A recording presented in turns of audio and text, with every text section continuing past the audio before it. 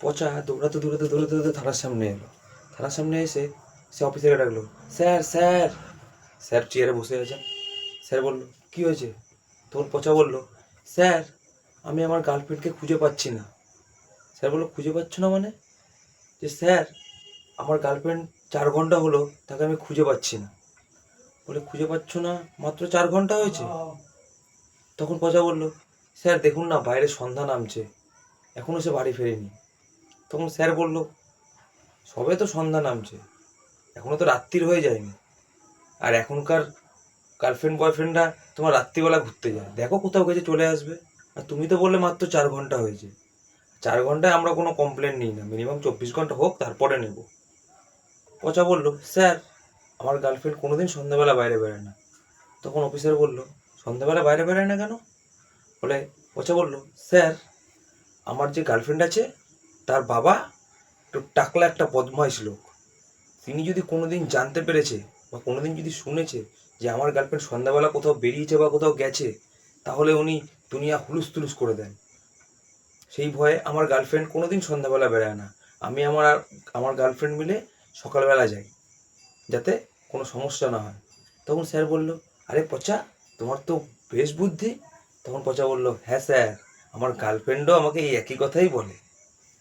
সে কথা বললো, কথাবার্তা হওয়ার পরে তখন স্যার বলল, আচ্ছা ঠিক আছে, তুমি যখন এত করে বলছো, তাহলে তুমি একটা কাজ করো, তোমার গার্লফ্রেন্ডের নামটা আমাকে বলো, আর তোমার গার্লফ্রেন্ডের কোনো ছবি থাকলে তুমি আমাকে দাও। তোর পচা বলল, স্যার মাফ করবেন, কোনো ছবি বা আমি আমার গার্লফ্রেন্ডের নাম আপনাকে বলতে পারবো না।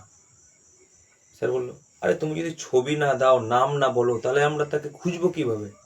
তখন পচা বলল, স্যার এখন তো টেকনোলজি এত উন্নত, এত আধুনিকতা, আপনি কি পারবেন না আমার গার্লফ্রেন্ডকে খুঁজে বের করে দিতে? তখন স্যার বলল, কি কি যে বলো, একটা মানুষের নাম ছাড়া ছবি ছাড়া তাকে আমরা খুঁজবো কী করে? তখন পচা বলল, স্যার আমি আপনাকে দিতে পারবো না, বিশ্বাস করেন, প্লিজ আপনি কিছু করুন। এরকম করতে করতে যখন স্যার দেখলো এ তো কোনোভাবেই কিছু শুনছে না, তখন স্যার তার দুজন দারোয়ানকে ডাক দিলেন, দারোয়ান এদিকে এসো, ওকে আমার থানার থেকে বের করে দাও। তখন দুটো দারোয়ান এসে পচা দুটো হাতে হাত ঢুকিয়ে এরম করে ওকে নিয়ে বাইরে বের করে দিয়ে যাচ্ছিল। ঠিক দরজার সামনে যাওয়া মাত্রই পচা পিছন ঘুরে ডেকে বলল, স্যার। স্যার চেয়ারে বসেছিলেন। স্যার চেয়ার দিয়ে উঠে পচার সামনে এলেন, বলো কি হয়েছে? পচা বলল, স্যার আমি আপনাকে দিতে পারি, কিন্তু আমি আপনাকে দেব না বলছি কারণ আমি যদি আপনাকে এই ছবিটা দিই কিংবা আমার গার্লফ্রেন্ডের নাম যদি আমি বলি, তাহলে আমার প্রাণ সংশয় হতে পারে। প্রাণ সংশয়? প্রাণ সংশয় মানে হচ্ছে স্যার আমাকে আস্ত রাখবে না স্যার ওর বাবা। তখন বলল, এই আবার কেমন তোর কথা? তোমরা প্রাপ্তবয়স্ক লোক, আমি তোমাকে রক্ষা করব, তোমাদের কোনো ক্ষতি হতে দেবো না, আর তোমাদের বিয়েটা আমিই দেবো। দাও তুমি তোমার গার্লফ্রেন্ডের ছবি দাও। তখন বলল, ঠিক আছে।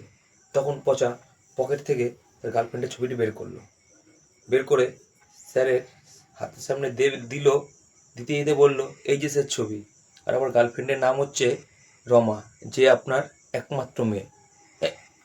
এবার তো অফিসার একদম বড় বড় চোখ লাল হয়ে গেছে রেগে। তখন তিনি পচাকে এক থাপ্পড়। পচা অফিসার বলল, তুমি নিজের হবু শ্বশুর মশাইকে বদমাইশ বলছো? আমি বদমাইশ লোক? তখন পচা একটু কাচুমাচু হয়ে বলল, আজ্ঞে স্যার। সেই কথা শুনে অফিসার আবার একটা থাপ্পড়। নিজের হবু শ্বশুরমশাইকে কেউ স্যার বলে? বেয়াদব কোথাকার। নমস্কার। গল্পটি ভালো লাগলে লাইক করবেন, চ্যানেলটিকে সাবস্ক্রাইব করে নেবেন।